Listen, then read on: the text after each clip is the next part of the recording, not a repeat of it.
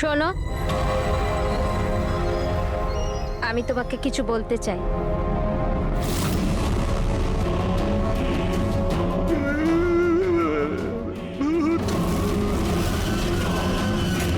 আরে এই মাত্র তো ছিল।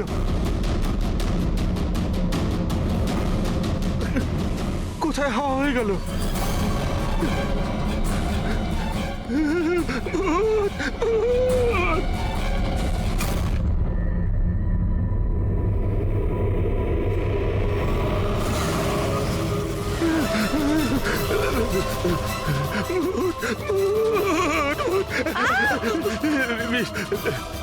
ওখানে ভূত।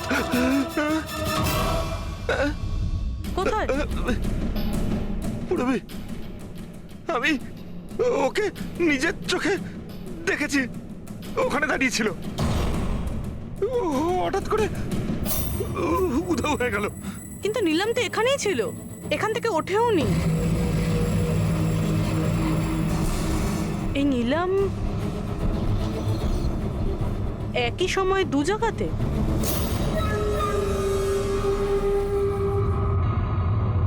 স্যার, আমি নিজের চোখে দেখেছি নীলমের আত্মা দাঁড়িয়েছিল এই করিডোরেই। স্যার, ও ওর রুমেই ছিল। ঋষভ মিউজিক অন করে ফুল রেখে শুতে চলে গেছিল। এরকম প্রথমবার হয়নি স্যার, আমি দেখেছি। স্যার, ওর বডি এখানেই থাকে আর ও বাইরে ঘুরে বেড়ায়। দেখলেন, আমি আপনাদের আগেই বলেছিলাম মিউজিক আর ফুলের জন্য ওর নার্ভের সক্রিয়তা বেড়ে যায়, আর সেই অবস্থায় ওর আত্মা শরীরের বাইরে চলে যায়। Astral projection. Astral projection? হ্যাঁ। ঋষভ, ভেতরে যাও, গিয়ে মিউজিক চালাও। যেটা তুমি তোমার বোনকে শোনাও, আর ওই ফুল সেটাও রাখো। হ্যাঁ স্যার। এবারে দেখবো।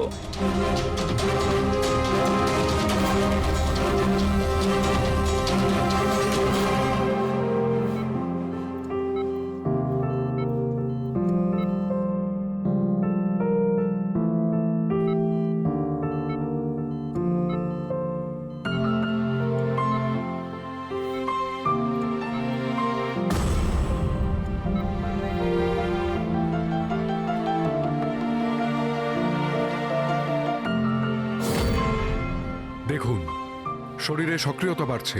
আমি আপনাকে বলেছিলাম না আমি ভুল বলিনি? ঠিক আছে ডক্টর, ওর আঙ্গুলটা নড়াচড়া করছে, কিন্তু ওর অ্যাস্ট্রাল প্রজেকশন কোথায়? শুধু তো আঙ্গুলের রিয়াকশন দেখছি। তাহলে কি পুরো হসপিটালে ওর আঙ্গুলের ছাপ খুঁজে বেড়াবো? যদি ওর আত্মা ওর শরীর থেকে বেরিয়ে অন্য কোথাও যায়, তাহলে ওর ফুটপ্রিন্ট আর ফিঙ্গারপ্রিন্টও সাথে নিয়ে যায়, তাই না? দেখুন, আপনাকে বুঝতে হবে, নীলমের আত্মা আপনার অর্ডারে তার শরীর ছেড়ে বাইরে আসবে না। এটা নিজে থেকেই স্বেচ্ছায় আসবে। ও প্লিজ ডক্টর, আপনার এই সায়েন্সের কথাবার্তা আমাদের মাথাতেই ঢুকছে না। এই কেসটা আমরা সলভ করব, বুঝেছেন? আপনারা আমার কথাকে বিশ্বাস করুন। এক্সকিউজ মি, আসুন। দেখুন দেখুন নীলমকে। ওর অবস্থা দেখে আপনাদের মনে হচ্ছে যে হসপিটাল থেকে বাইরে বেরিয়ে ও কাউকে মার্ডার করতে পারে? হ্যাঁ স্যার, আমরা প্রত্যেক ওকে দেখেছিলাম। ওটা নীলমই ছিল, আর আমাদের কোনো ভুল হয়নি স্যার। 1 মাস হয়েছে তোর অ্যাক্সিডেন্টের। এটা হতেই পারে যে অভিনয় করছে, হাঁটাচলা করতে পারে। সিদ্ধার্থ ও সত্যি বেড থেকে নড়াচড়া করার অবস্থায় নেই। তাহলে ওটা কে ছিল যাকে আমরা ওখানে দেখেছিলাম? ওই দেখো নীলম। স্যার, আমি বলেছিলাম না নীলমের আত্মা ওর শরীর থেকে। Thank you very much. আপনি আমার ওদিকে গিয়ে বসুন। আপনারাও প্লিজ ওদিকটা গিয়ে বসুন, প্লিজ ওই দিকটা গিয়ে বসুন। স্যার, এর আঙুল আর পায়ের ছাপ ম্যাচ কিভাবে হতে পারে? হতে পারে যদি কেউ নীলমের ফিঙ্গারপ্রিন্টস আর পায়ের ছাপ ক্রাইম সিনে ছেড়ে আসে তবে। কি হলো স্যার?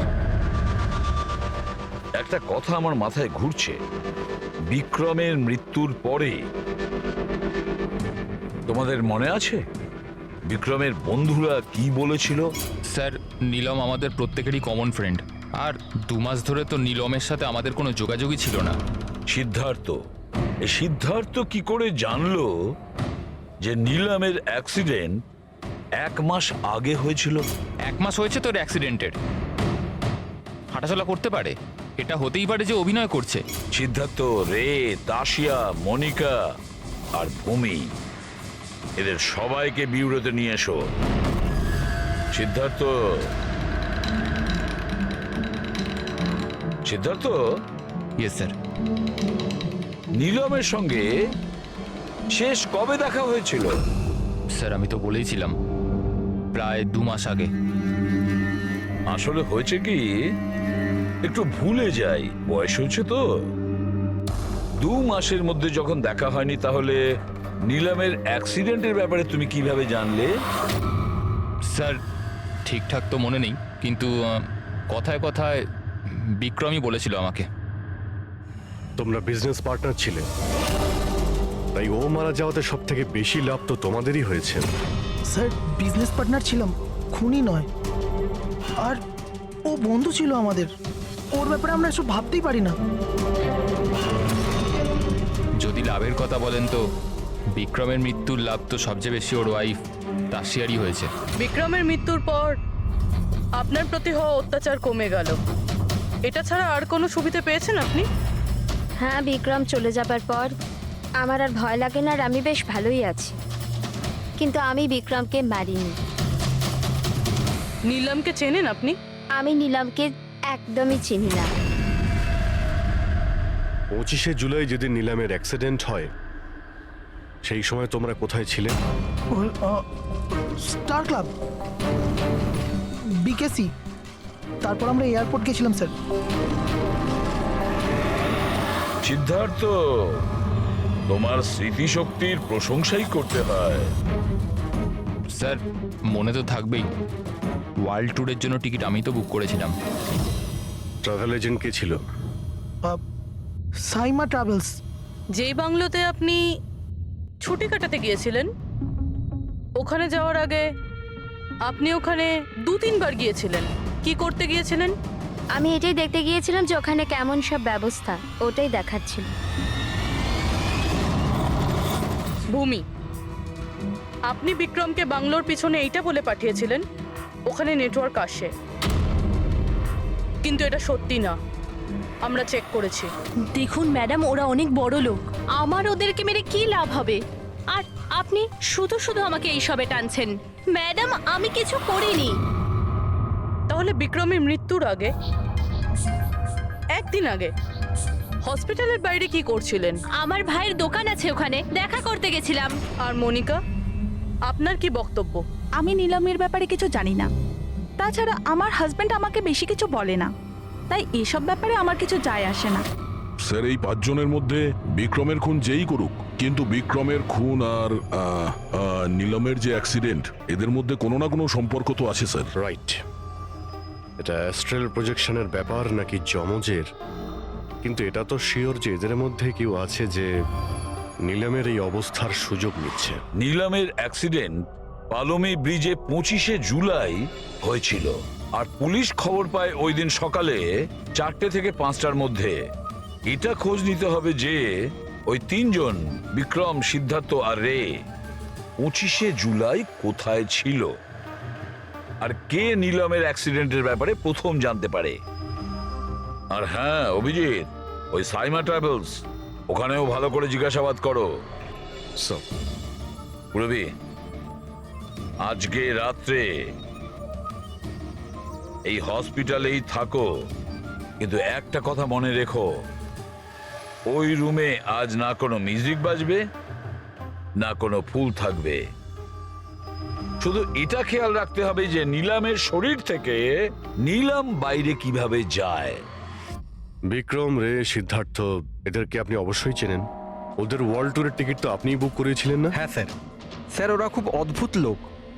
স্যার প্রথমে ওরা দিল্লি যেতে চেয়েছিল, বুকিংও হয়েছিল, কিন্তু হঠাৎ করে বললো যে 3-4 ঘন্টার মধ্যে জোগাড় করে দাও, ওয়ার্ল্ড ট্যুরে বেরোবো। দেখুন, ডিটেলে বলুন আপনাদের কি কথা হয়েছিল। হ্যাঁ স্যার। ওই অ্যাক্সিডেন্টের ব্যাপারে কি করে জানলেন আপনারা? স্যার সকাল 4টের সময় আমাদের কাছে খবর এসেছিল যে একটা গাড়ি ব্রিজ থেকে নিচে পড়ে গেছে। আমি আমার টিম নিয়ে এখানে পৌঁছই আর ওই মেয়েটাকে গাড়ি থেকে বাইরে বের করি। কিন্তু স্যার অবাক হওয়ার বিষয় হলো এটাই যে এত ভয়ঙ্কর অ্যাক্সিডেন্টের পরেও মেয়েটার শ্বাস চলছিল। তদন্ত করে কি জানতে পেরেছেন? এটা কোনো অ্যাক্সিডেন্ট ছিল নাকি কেউ জেনে শুনে কাজটা করেছিল? অ্যাক্সিডেন্ট ছিল স্যার।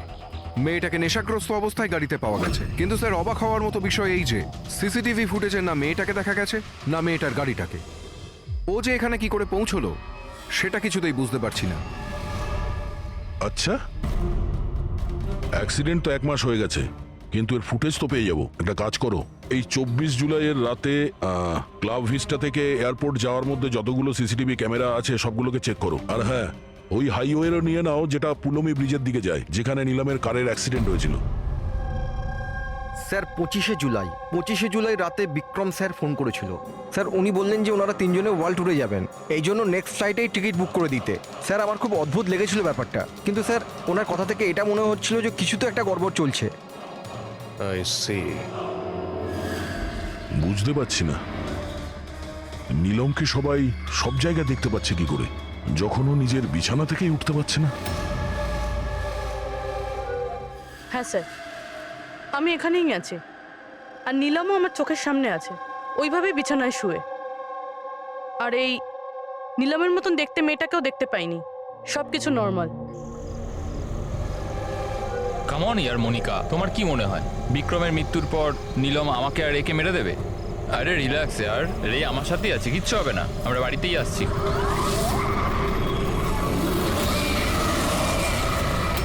নীলম, নীলম, সিদ্ধার্থের সামনে নীলম দাঁড়িয়ে আছে।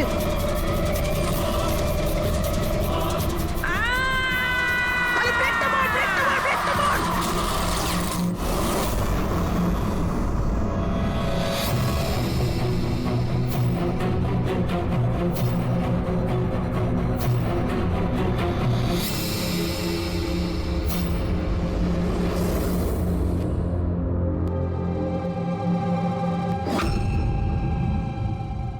হোটেল থেকে এয়ারপোর্ট পৌঁছতে কমপক্ষে 2 ঘন্টা লাগে।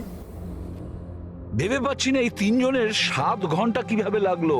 আর স্যার এই ফুটেজগুলো নিয়ে কিছু করা হয়েছে। এই একটু পিছনে নাও তো পঙ্কজ, আর একটু পিছনে নাও যেখানে ডিসি চক ছিল। হ্যাঁ স্টপ, এখান থেকে চালাও। আর এটা পরের ফ্রেমে উধাও। এই ফুটেজ এডিট করা হয়েছে স্যার, এডিট করা হয়েছে। পুলমি ব্রিজের দিকে যাওয়ার রাস্তার সমস্ত সিসিটিভি ফুটেজ তো আমরা চেক করেছি। নীলমের কার তো কোথাও দেখতেই পাইনি। আর যদি নীলম এই রাস্তা দিয়ে না যায় তাহলে ওর গাড়ি ওখানে ওই পুলমি ব্রিজের নিচে কি করে গেল? স্যার মনে হচ্ছে নিলামের সঙ্গে ওখানেই কিছু হয়েছিল, যেখান থেকে ফুটেজে গাড়িটা উধাও হয়েছে। পুলিশের রিপোর্ট অনুযায়ী নিলামের অ্যাক্সিডেন্ট হয়েছিল 25 তারিখ সকালে 4টে থেকে 5টার মধ্যে, মানে অ্যাক্সিডেন্টটা 24 তারিখ রাত্রে হয়েছিল। যে ট্রাফিক পুলিশ ওই সময় ডিউটিতে ছিল আর সার্ভিলেন্স কপস ডিউটিতে ছিল, ওদের সাথে কথা বলতে হবে। Hello, what? এখন কোথায়? ওকে, ঠিক আছে, আমরা আসছি। স্যার এই সিদ্ধার্থ আর রের গাড়ির অ্যাক্সিডেন্ট হয়েছে। কি? ওরা এখন ব্লু হেলথ কেয়ার হসপিটাল। কিছু ঠিক হয়ে যাবে। দেখুন, জানি না। আমরা আমাদের তরফে সম্পূর্ণ চেষ্টা করেছি, কিন্তু এখন পেশেন্টকে বাঁচানো খুব মুশকিল। কি হলো? কিভাবে অ্যাক্সিডেন্ট হলো? কি করে মানে? এই সব নীলমের জন্যই হয়েছে, এইসব নীলম করেছে। এটা আপনি কি করে জানলেন? আমি ফোনে শুনেছিলাম, রে সিদ্ধার্থকে বলল যে সামনে রাস্তায় নীলম দাঁড়িয়ে আছে। নীলম, সিদ্ধার্থের সামনে নীলম দাঁড়িয়ে আছে। ওরা দুজনেই খুব ভয় পেয়ে গেছিল। পুরবি, তুমি নিলামের কাছেই ছিলে তো? স্যার, স্যার নীলম হসপিটালেই ছিল, ওর বাইরে যাওয়ার প্রশ্নই ওঠে না। আপনাকে এই অ্যাক্সিডেন্টের খবর কে দিয়েছে? 12:30টার সময় কারো ফোন এসেছিল, কিন্তু ফোনেতে নিজের নামটাও বলেনি। আমরা যখন অ্যাক্সিডেন্ট স্পটে পৌঁছলাম, কারটা তখন পাল্টি মেরে রাস্তার নিচে পড়েছিল। ভেতরে সিদ্ধার্থ রক্তে মাখামাখি হয়েছিল, আর রের শরীরটাও জানলা দিয়ে অর্ধেক ঝুলেছিল। এক কাজ করি, সিদ্ধার্থ আর রে দুজনের মেডিকেল রিপোর্ট আর ওই গাড়িটাকে নিয়ে ফরেন্সিক ল্যাবে পাঠিয়ে দাও। এখানে সব জায়গায় পুলিশ প্রহরা আছে স্যার, সব বন্দোবস্ত হয়ে গেছে স্যার। Very good. আর আশপাশের সমস্ত রাস্তায় ব্যারিকেড লাগিয়ে দাও, ঠিক আছে? কেউ যেন আসতে যেতে না পারে। Over and out. একটা গাড়িও যেন এদিক দিয়ে না যেতে পারে। হ্যাঁ স্যার। যারা হেঁটে হেঁটে যাবে তাদের বলে দাও অন্য রাস্তা দিয়ে যেতে। কাল সকালবেলা এখান দিয়ে ভিআইপির একটা বড় কনভয়ে যাবে, আর ভেতর থেকে আমরা খবর পেয়েছি যে ওই কনভয়ের মধ্যে একটা গন্ডগোল হতে চলেছে। কারোর ওপর যদি একটুও সন্দেহ হয় সঙ্গে সঙ্গে আমাকে জানাবে। সব সিসিটিভি ক্যামেরা জাজ হয়ে গেছে, সব ঠিকঠাক কাজ করছে। গুড।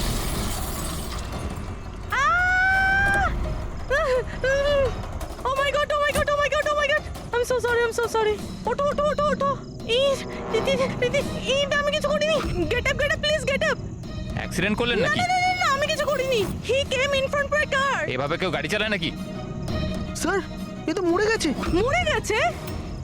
না না না না না আমি কিছু করিনি। আরে ম্যাডাম, এই সিসিটিভি ক্যামেরাতে সবকিছু রেকর্ড হয়ে গেছে। এটা চালু আছে? হ্যাঁ চলে এগুলো। এটা কেন চলে? অ্যারেস্ট করো ওনাকে। লিসেন অ্যাকচুয়ালি আমার হাজবেন্ড যে আছে he is a very very rich man. টাকার কোনো অভাবই নেই ওনার। তো যদি আপনারা চান তো এই ফুটেজটা ডিলিট করা যায় না? এক মিনিট।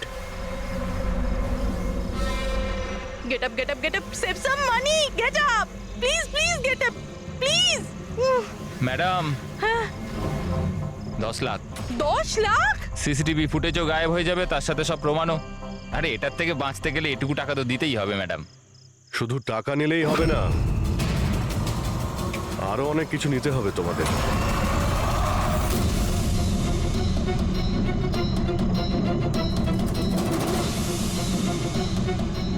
স্যার, তোমরা জানো তোমাদের ডিউটি আজকে এখানে কেন ছিল?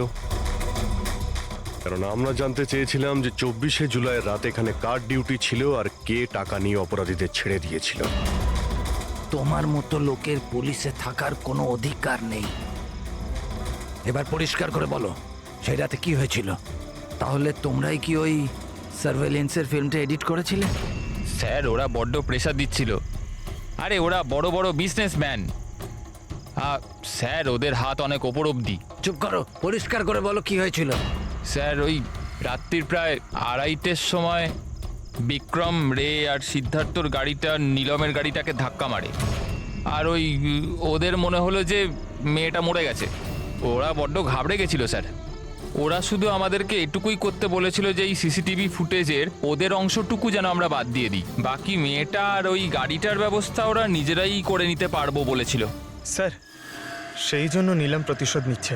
যখন ওর অ্যাক্সিডেন্ট হয় এরা তিনজন ওকে এখানেই ফেলে গেছিল। নিলাম নয়, অন্য কেউ, যে রে, সিদ্ধার্থ আর বিক্রান্তের উপরে প্রতিশোধ নিচ্ছে।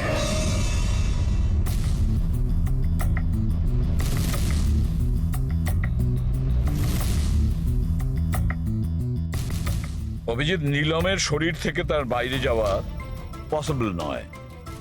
অ্যাস্ট্রাল প্রজেকশন সেটা তো আমরা ধরছিই না। আর পুরবি তো দেখেছে, পুরবি ওখানে ছিল। আর ও তো বলছিল যে নীলম ওখান থেকে নড়েইনি। তাহলে বুঝে উঠতে পারছি না যে সিদ্ধার্থ আর রে এরা দুজনে নীলমকে রাস্তায় কিভাবে দেখলো। এক মিনিট, এই নীলম একই সময় নিজের রুমে আর হসপিটালের করিডোরেও তো দেখা গিয়েছিল। 1 মিনিট বস, এই যে গাড়িটা নীলমকে হঠাৎ দেখে ঘাবড়ে গিয়ে উল্টে যায়নি, বরং এই গাড়িটাকে অ্যাক্সিডেন্ট করানো হয়েছে। এত জোরে ধাক্কা মেরেছে যে ওদিকে দরজাটা তো পেরিয়ে গেছে। ইচ্ছে করে জেনে বুঝে কোনো গাড়ির সঙ্গে এটাকে ধাক্কা লাগানো হয়েছে। স্যার সিদ্ধার্থ আর রের অ্যাক্সিডেন্ট একটাই গাড়িতে হয়েছে, কিন্তু ওদের মেডিকেল রিপোর্টস কিছুতেই ম্যাচ করছে না। কি?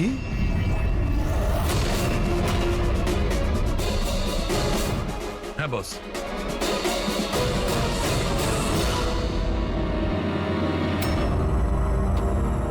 এই পুরো রহস্যটা কি? এটা কি বলতে চাইছে? ফিঙ্গারপ্রিন্টস আর ফুটপ্রিন্টস ম্যাচ করা, দুটোই তো অ্যাক্সিডেন্ট। আর সারিকা বলছে যে সিদ্ধার্থ আর রের মেডিকেল রিপোর্ট ম্যাচ করছে না। এই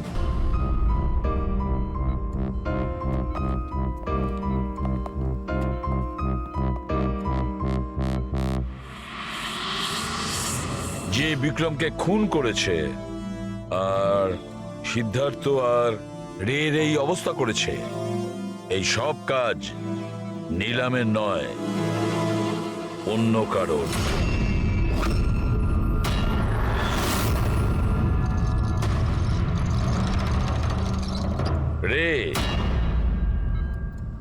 রে তোমার যেখানে অ্যাক্সিডেন্ট হয়েছিল সেখানে সিআইডির অফিসাররা গিয়েছিল। আর তাছাড়া তোমার গাড়ির কন্ডিশন আর তোমাদের মেডিকেল রিপোর্টও চেক করা হয়েছে। ওটা খুব সাংঘাতিক অ্যাক্সিডেন্ট হয়েছিল। দেখো সিদ্ধার্থর কিরকম অবস্থা। কিন্তু একটা জিনিস দেখে ভালো লাগছে, এত বড় অ্যাক্সিডেন্ট, এত সাংঘাতিক অ্যাক্সিডেন্ট যেখানে সিদ্ধার্থর এরকম অবস্থা, সেখানে তোমার তো শুধু এত সামান্য আঘাতটা লেগেছে কিভাবে?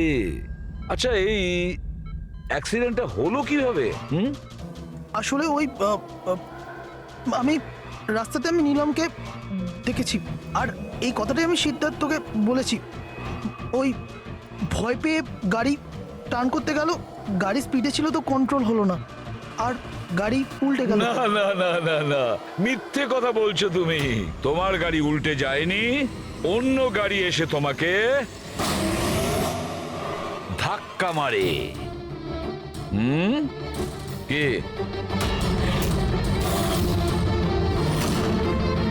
হ্যাঁ স্যার, সিদ্ধার্থকে মারার প্ল্যান আমিই করেছিলাম, আর এতে ভূমি আমাকে সাহায্য করেছিল।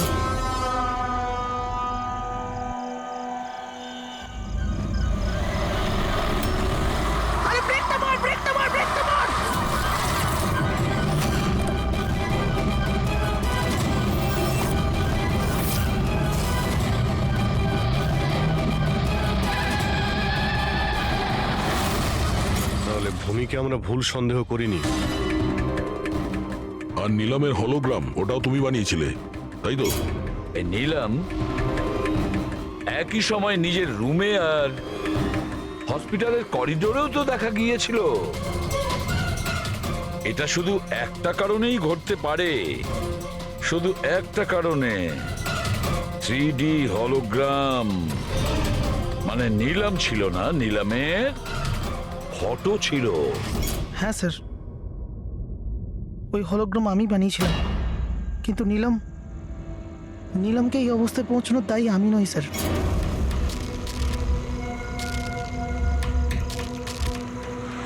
এই নীলম আমাদের ডিসি চকে কেন ডাকলো? ও আমার উপর লিগ্যাল অ্যাকশন নেবার কথা ভাবছে, কিন্তু আমি ওকে 1 টাকাও দেবো না। ওর হিসেব আমি আজকে একদম শোধ করে দেবো। আরে কি করছিস বিক্রম? ও বন্ধু আরে আমাদের। উড়িয়ে দে এটাকে বিক্রম। আরে সেটা তো তুই চুপ করে বস না। না বিক্রম, না না না বিক্রম। আমি বিক্রমকে আটকানোর চেষ্টা করেছিলাম, কিন্তু স্যার বিক্রম আমার একটা কথাও শুনলো না। আমি নীলমকে বাঁচাতে চাইছিলাম স্যার, ওকে হেল্প করতে চাইছিলাম, কিন্তু এই দুজনে আমাকে কিছু করতে দেয়নি। ও আমাদের বন্ধু ছিল স্যার, কিন্তু আমিও টাকার লোভে পড়ে গিয়ে সিদ্ধার্থ আর বিক্রমের সাথে মিলে নীলমের সাথে বেইমানি করলাম স্যার। ওকে বিজনেস থেকে বের করে দিলাম, আর ওকে মরার জন্য ছেড়ে দিয়ে আমরা 3 জন ওয়ার্ল্ড ট্যুরে চলে গেছিলাম। কিন্তু স্যার যখনই আমরা ফিরে এলাম, তখন থেকে আমি বুঝতে পারলাম যে সিদ্ধার্থ আর বিক্রম মিলে আমাকেও এই বিজনেসের পার্টনারশিপ থেকে বাইরে বের করে দিতে চাইছে। কিন্তু এর আগে এই দুজন নীলমের মতো আমার সাথেও বেইমানি করে। আমি এই দুজনকে আমার রাস্তা থেকে সরানোর প্ল্যান করলাম, আর নীলমের সাহায্য নিয়ে ওদেরকে ভয় পাওয়াতে শুরু করি। তাহলে এই বাংলোতে ছুটি কাটানোর আইডিয়া তোমারই ছিল? হ্যাঁ, ওখানে আমি দুজনকে রেখেও ছিলাম বিক্রমকে মারার জন্য। আমি যা করেছি আমার আফসোস নেই স্যার। নীলমের এই অবস্থাতে আমার পরিচয় গোপন করে ওকে টাকা দিয়ে সাহায্য করছিলাম। জেল যাওয়ার পর এটাই চাইবো যে ওর চিকিৎসা যেন কিছু কম না হয়। আর ভূমি আমার অফিসে কাজ করতো স্যার, এই জন্য আমি জানতাম যে ও আমার সঙ্গ দেবে, আর আমি ভূমিকে ব্যবহার করেছি নীলমের 3D হলোগ্রাম লাগানোর জন্য।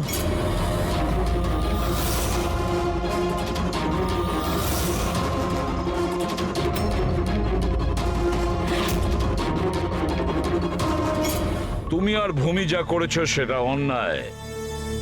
আইন তোমাদের কোনোদিন ক্ষমা করবে না, কঠোরতম শাস্তি হবে তোমাদের।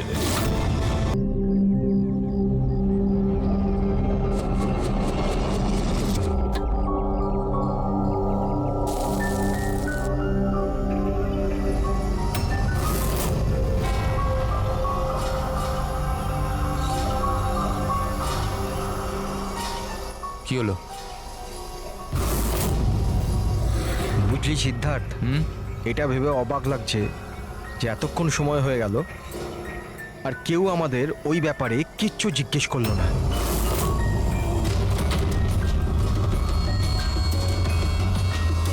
এরকম সময়ও কখনো আসবে না। আমাদের ওপর কেউ সন্দেহ করবেই না। কাশিয়া, খাবার কি তৈরি হবে না আজ? হ্যাঁ ব্যাস 5 মিনিট, অলমোস্ট ডান, রেডি হচ্ছে, ব্যাস হয়ে গেছে। বিক্রম, কেমন? আমি সিদ্ধার্থকে অনেকবার জিজ্ঞাসা করলাম যে তুমি হঠাৎ রে আর বিক্রমের সাথে 2 সপ্তাহের জন্য ছুটিতে কেন গিয়েছিলে, কিন্তু ও বলেছিল যে বিজনেসের ব্যাপার। আমার বিশ্বাস হচ্ছে না একটু। তা আশা, তুই বিক্রমকে জিজ্ঞাসা করেছিস? হ্যাঁ জিজ্ঞাসা করেছিলাম, তার এই উত্তর দিল। ও তোকে আবার মেরেছে? তাশা, তোর এটা মনে হচ্ছে না যে বিক্রম মরে গেলে ভালো হয়?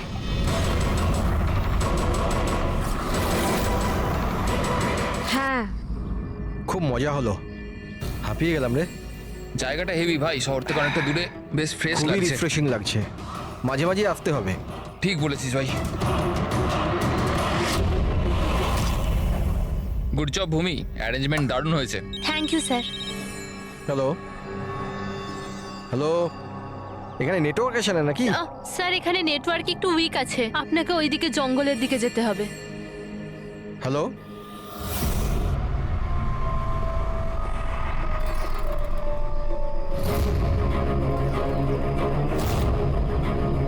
হ্যালো, তোর নেটওয়ার্ক কেন আসছে না? হ্যালো,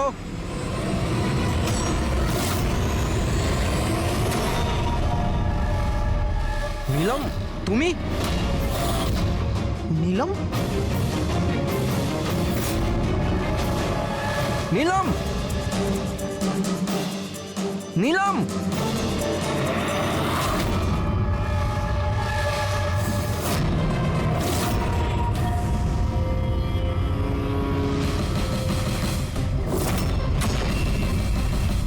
বিক্রম! এখানে নিলামকে কে ডেকেছে? বিক্রম? ও কেন ডাকতে যাবে? কিন্তু ও এখানে কি করে এলো?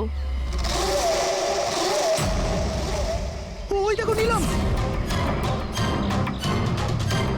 নিলাম!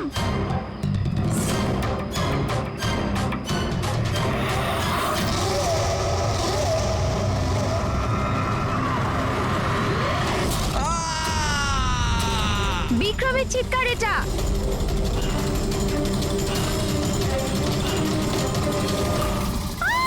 বিক্রম!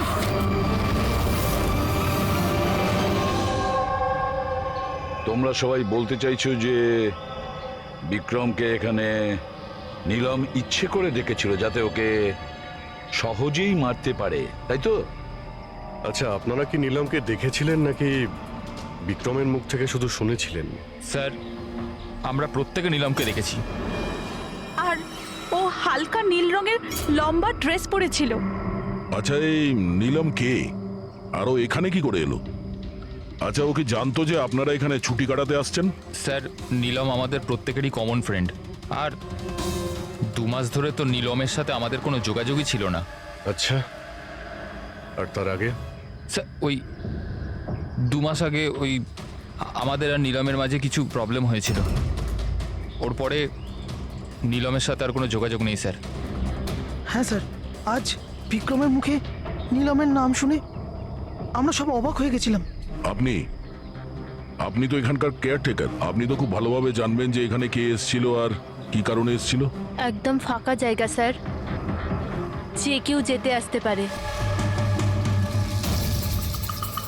ভূমি, তুমি বিক্রমকে জঙ্গলে পাঠিয়েছিল তো ফোনে কথা বলার জন্য? স্যার কারণ ওখানে নেটওয়ার্ক খুব উইক থাকে, তার জন্য। চাইলে আপনারা নিজেরা চেক করে দেখতে পারেন। ঠিক আছে, বিক্রমকে ফোন কলটা কে করেছিল সেটা যদি একবার জানতে পারি তাহলে ঠিক জানতে পারবো যে এখানে কি হয়েছিল। আর করেছিল কে?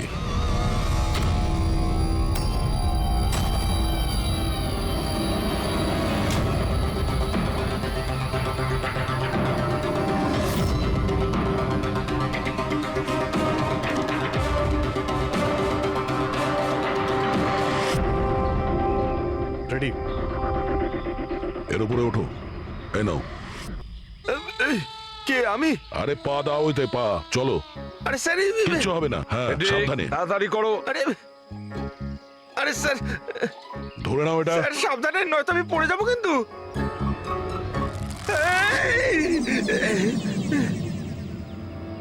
স্যার এরা হয়তো মেয়েটার নাম বলছে, কিন্তু এদের কথায় বিশ্বাস করা একটু মুশকিল। বিক্রমের ওজন প্রায় 70 থেকে 80 কিলো হবে। একটা মেয়ে ওকে কুড়ুল দিয়ে মারার পরে ওর লাশটাকে ফাঁসিতে ঝুলিয়ে দেয়। অদ্ভুত মনে হচ্ছে না স্যার? নীলম? এই নীলমটা আবার কে? কি উদ্দেশ্য থাকতে পারে তার? স্যার বিক্রমের কাছে একটা আননোন নাম্বার থেকে ফোন এসেছিল। সেই নাম্বারটা ট্রেস তো হচ্ছে না, বোধহয় সিম কার্ডটা ডিস্ট্রয় করে ফেলেছে। হ্যাঁ স্যার, ওই ভূমি কেয়ারটেকার, ওর আচরণও কেমন যেন সন্দেহজনক। ঠিক আছে, দেখা যাক। নিলামের সঙ্গে দেখা করি আগে। এক্সকিউজ মি, এটা কি নিলামেরই বাড়ি? হ্যাঁ, এটা নীলমেরই তো বাড়ি, আর আমি ওর মা হই। আপনারা কারা? আমরা সিআইডি থেকে। সিআইডি? বলুন কি ব্যাপার? অ্যাকচুয়ালি পিনাকি ওয়েস্ট একটা ফার্ম হাউস আছে, সেখানে খুন হয়েছে। ওখানে যারা ছিল তারা এটা বলছে যে ওখানে নিলামকে দেখেছিল। কি তাহলে আপনারা এটাই বলতে চান যে নীলম কাউকে খুন করে দিয়েছে, আর আপনারা ওর বাড়িতে ওর সাথে দেখা করতে এসেছেন? হ্যাঁ। নিলাম কোথায়? আসুন আমার সাথে। কোথায়? আপনারা নীলমের সাথে দেখা করতে চান না? আসুন, আমি দেখা করাচ্ছি নীলমের সাথে।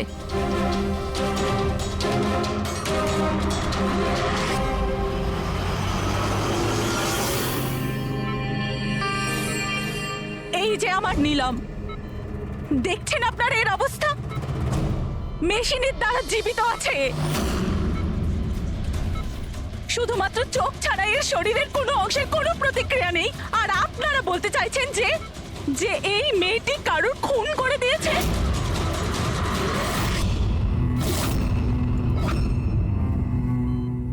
খুন করেছে আমার দিদি?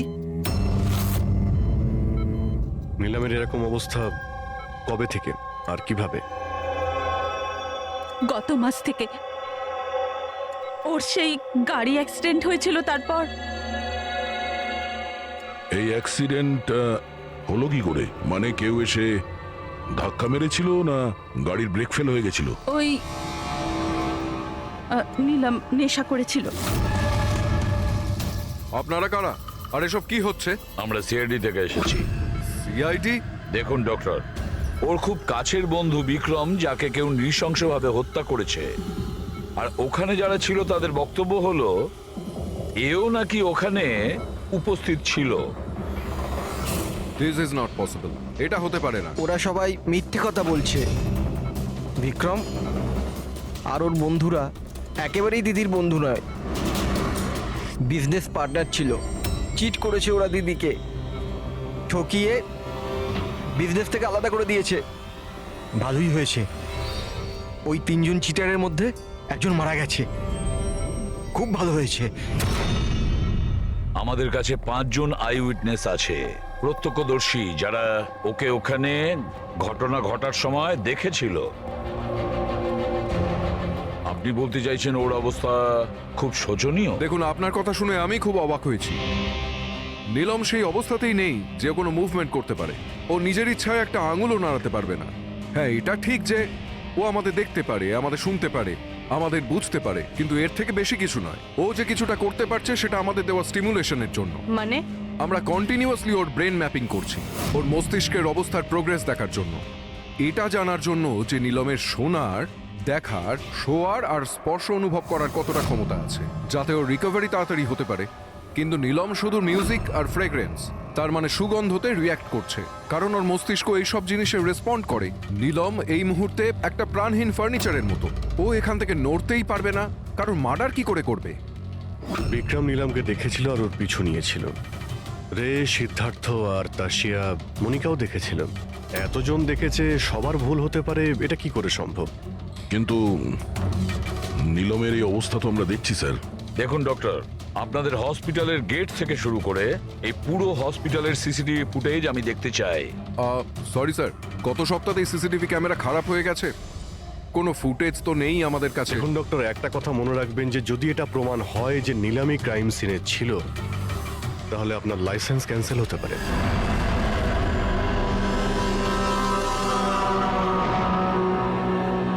এবার ডক্টর সারিকাকে দিয়ে ওর ভালো করে এক্সামিন করাতে হবে। এই পরিস্থিতিতে দুটো ব্যাপার হতে পারে। হতে পারে এই নীলম নাটক করছে, কিংবা ওর মতো দেখতে কেউ আছে, আর এতজনে দেখেছে, সবার চোখে তো আর ফাঁকি দিতে পারবে না। স্যার, আমার মনে হচ্ছে পুরবী আর ফ্রেডিকে একে লক্ষ্য রাখার জন্য এখানেই থাকা উচিত। তাহলেই জানা যাবে ও বিছানা থেকে উঠতে পারে কিনা। পুরবী, হেড্রিক, এই করিডোর থেকে শুরু করে আর ওর ঘর অবধি খুব ভালো করে খেয়াল রাখবে। ভালো তো লাগছে না ওকে এই অবস্থায় দেখতে, কিন্তু তবু আমাদের ওর ফিঙ্গারপ্রিন্টস আর ফুটপ্রিন্টস নেওয়া দরকার। আর তাছাড়া নীলামের ভাই আর মা ছাড়া ওখানে আর কে কে আসেন ওর খোঁজ নিতে, ওর সঙ্গে দেখা করতে, সেটাও দেখতে হবে।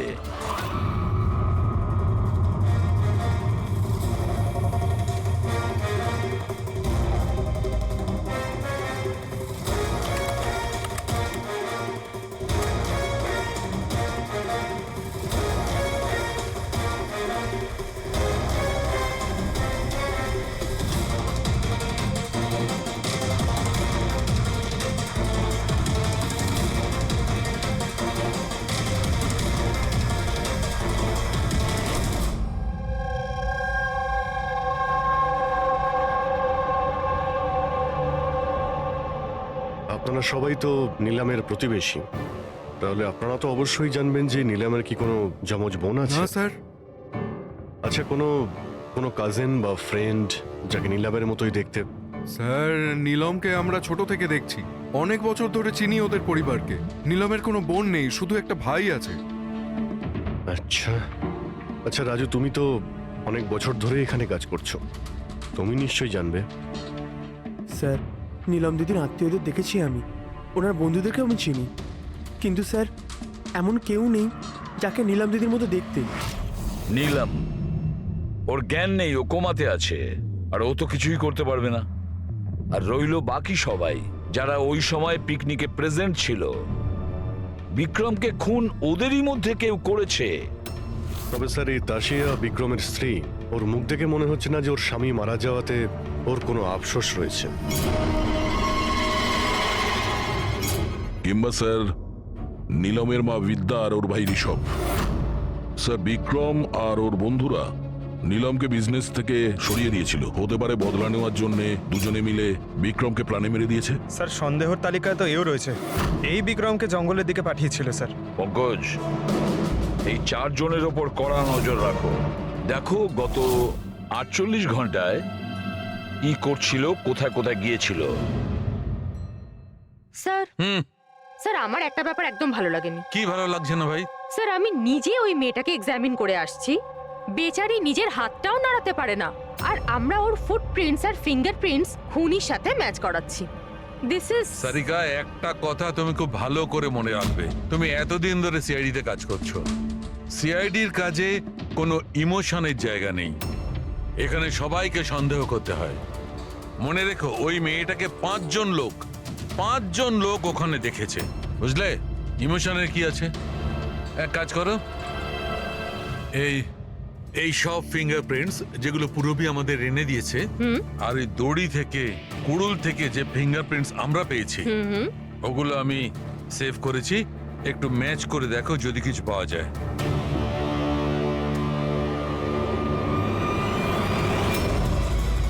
গড, এটা তো ম্যাচ হয়ে গেছে। ম্যাচ হয়ে গেছে। হসপিটালের যে ভিজিটার্স বুক আছে সেই হিসাবে কোনো একজন ডক্টর রজত আছে যে গত 2 সপ্তাহ ধরে এই নিলামের সঙ্গে দেখা করতে আসছে। ডক্টর রজত, আচ্ছা উনি কি সেই যিনি অ্যাস্ট্রোফিজিক্স আর প্যারানর্মাল সায়েন্স নিয়ে কাজ করছেন? হ্যাঁ শালুকে বলো কি নিলাম ক্রাইম সিনে গিয়েছিল? নিলাম হাঁটতে পারে? ডক্টর রজত, নিলাম তো চলাফেরা করতে পারে, কারণ ক্রাইম সিনে আমরা যে ফুটপ্রিন্ট আর ফিঙ্গারপ্রিন্ট পেয়েছি সেটা তো ওর সঙ্গে ম্যাচ করে গেছে। তাহলে এই পুরো বিষয়ে আপনার কি রোল? দেখুন, আমি আপনাদের কথা অস্বীকার করছি না। হসপিটালের বেড থেকে নিলাম উঠতে পারে। হ্যাঁ, ওর ফিঙ্গারপ্রিন্টস আর ফুটপ্রিন্টস অ্যাস্ট্রাল প্রজেকশনের সাথে মিলবে কি মিলবে না, that I am not sure.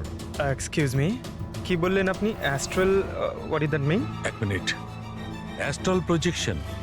R you joking? আমার সঙ্গে মজা করছেন না তো? নীলমের ভাই ঋষভকে আমি বলেছিলাম একটা বিশেষ মিউজিক চালানোর জন্য আর নীলমের পাশে ফুল রাখার জন্য।